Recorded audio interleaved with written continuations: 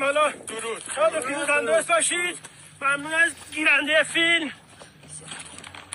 آلودگی تهران هم وسط ممنون از گیرنده فیلم آقای مصطفی اسدی هستم. آقای مصطفی اسدی از خیلی خوشحال شدم. دست درد نکنه. ممنون زحمت فیلم کشیدی.